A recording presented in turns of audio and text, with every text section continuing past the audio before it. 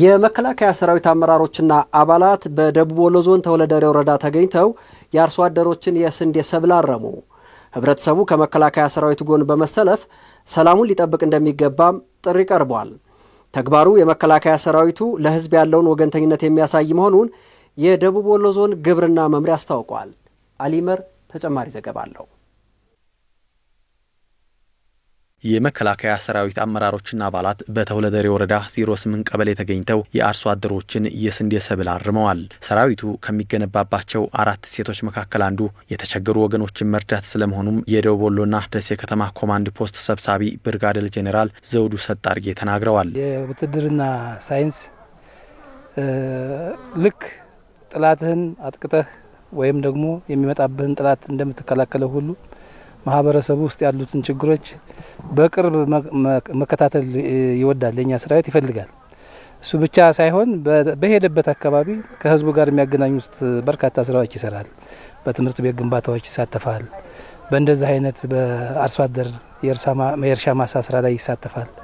በቤት ግንባታ ላይ ይሳተፋል እና ይሄ ዛሬ የተፈጠረ ሳይሆን ቀደም ሲል ከግንባታው ጀምሮ እንደ ባህል ይዞት ተግባራዊ የሚያደርገው ስለሆነ ነው። ሰብላቸው የታረመላቸው አርሶ አደሮችም የሰራዊቱን አመራሮችና አባላት አመስግነው ሰብሉ በወቅቱ በመታረሙ ምርታማነቱ እንደሚጨምርላቸው ነው የተናገሩት። ታመመም ተኝቼ ነበር። ሰብሉን አላረምኩትም ነበር። ያው ሰብሉ ታይጎዳ ይገርማቸዋል። በጣም አገራችንንም ጠብቀው ደህንነታችንንም ጠብቀው ዘወር ብለው ደግሞ ሰብላችን እንዳይዳከም አቀንጨናው በወጉ ታይጎዳው እንተና ስራያታችን በጣም ደርሶለት እኔም እንደመታመሜ ስራያታችን ደርሶለት አረሙ ተነቅሏል እና አሁንም ምርታችንም እንዳይቀንስ ሀገራችንንም ጠብቀው ሁለቱንም ያካሄዱ እኔ በጣም ታላመሰግን አላልፍም። ለምን እናሰራ ነበር የበለጠ አግኝተናን በጣም ተደስተናል። በጣም ቆንጆ ነው፣ አስፈላጊ ነው። እንደዚህ ያለ ምድል እና አጋጥሞንም አይተንም አናቅም። በጣም ጥሩ ነው። በጣም አቀንጨራለ ተነቀለለት ለውጥ ይሰጣን ፍሬ ያደርጋን ምርት እናገኛለን። በሰራተኛ ባሰራው ኑሮ በቃ የያዘው ሰብል አይመልሰውም የሰው ጉልበት ማለት ነው። የመከላከያ ሰራዊት ከህዝብ አብራክ ወጣ የህዝብ የሰላም ጠባቂ መሆኑን የገለጹት በአረም ስራው ላይ የተሳተፉ የሰራዊት አባላትና አመራሮች አርሶ አደሮችን የማገዝ ስራው ተጠናክሮ ይቀጥላል ብለዋል። እኛ የህዝብ ልጆች ስለሆንን ህዝባችንን ማገልገል ከምንም በላይ ያስደስተናል። ህዝባችንን በማንኛውም ስራ በሰላም ማስከበሩም ሆነ በማንኛውም ስራ ስናገለግለው ደስታ ነው ለኛ የሚሰጠን ስሜት። ለኛ ህዝባችን ሲደሰት ህዝባችንን ስናገለግል ነው ደስታችን። ሰራዊቱ ከህዝብ አብራክ የወጣ መሆኑ ስለምታወቅ አሁንም ከህዝቡ ጎን መሆናችን የሚያሳይ ነው። በማረምም በማረስም ሆነም እንዲሁም አቅመ ደካማ እናትና አባቶችን በመርዳት ዛሬ የመጀመሪያው አይደለም። ይሄ ከዚህ በፊትም ትግራይ ላይ ስናደርገው የነበር ነው። የአገር መከላከያ ሰራዊት ለህዝብ ነው። አሁንም ህዝባችን ለማገዝ ወደፊት ነው የምንሄደው። በቃ ቀጣይም እንደዚህ ነው የምናግዘው።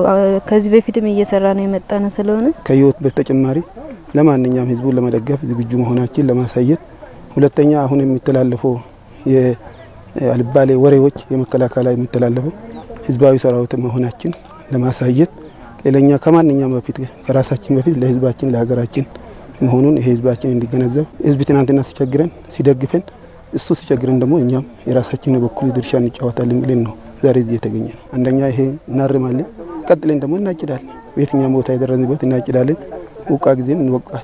የግብርና ስራዎችንም ሆነ ሌሎች የልማት ተግባራትን ለመፈጸም ሰላም አስፈላጊ በመሆኑ ህብረተሰቡ ከመከላከያ ሰራዊቱ ጎን በመሰለፍ ሰላሙን ሊጠብቅ እንደሚገባም የመከላከያ ሰራዊት አመራሮች ጥሪ አቅርበዋል። ሰላም ምን ጊዜም በእጃችን። ስለዚህ እያንዳንዱ ህዝብ የራሱን አካባቢ ሰላም እንዲጠብቅ መከላከያ ጎን እንዲሰለፍ ያለውን የህግ ማስከበር በተለይ ደግሞ አስቸኳይ ጊዜ ባጭሩ እንዲነሳ ሰላም ማረጋገጥ ይገባል። ህዝቡ ያኔ ከጎናችን ነው ያሳየውን ተሳትፎ አሁንም በዚህ በክልሉ አለመረጋጋት ሲፈጠር ሰላማችን ይሻላል፣ አካባቢያችን ለችግር መጋለጥ የለበትም የሚል አስተሳሰብ ይዞ በማንኛውም ረገድ ሲተባበረን ነው የምናየው። ኢቭን ዘስራይቱ የትኩስ ምግብ በማቅረብ ከለት ጉርሱ እያዋጣ የተለያዩ የእርድ እንስሳትን በማቅረብ ሰራዊቱን እያበረታታ ነው። ስለዚህ ሰራዊቱም አለ ህዝቡ ህዝቡም ያለ ሰራዊቱ ውጤታማ መሆን ስለማይቻል ሁለቱም ተቀናጅተው እየሰሩት ያለ መሆኑን ነው መረዳት ያለብን። በደቡብ ወሎ ዞን እስካሁን ከ94000 ሄክታር በላይ መሬት በዘር መሸፈኑንና ከ64000 ሄክታር በላይ መሬት የአረምና ተባይ አሰሳ ስራ መሰራቱን የገለጹት የዞኑ ግብርና መምሪያ ምክትል ኃላፊ አቶ ደመቅ አድማሱ የመከላከያ ሰራዊቱ አመራሮችና አባላት የአርሶ አደሮችን ሰብል ማረማቸው የህዝብ ወገንተኝነት ያላቸው መሆኑን የሚያሳይ ነው ብለዋል። ከግብርና ልማቱም ከማህበራዊ ስራውም ጋር በተያያዘ እየሰራ ያለው ስራ የህዝብ አለኝታውነቱን የሚያሳይ ከህዝብ ጎን መቆሙን የሚያሳይ ህዝቡም ደግሞ ከመከላከያ ሰራዊቱ ጎን እንዳለ የሚታይበት እድል ነው ያለውና የመከላከያ ሰራዊታችን ከህግ ማስከበሩ ጎን ለጎን የልማት ስራዎችና የማህበራዊ ስራዎችን ማገዙ ከህብረተሰቡ ጋር የበለጠ ቁርኝት እንዲፈጥር እድል የሰጠ ነውና አርሶ አደሮቻችንም እያሉ ያሉት ይሄንን ነው።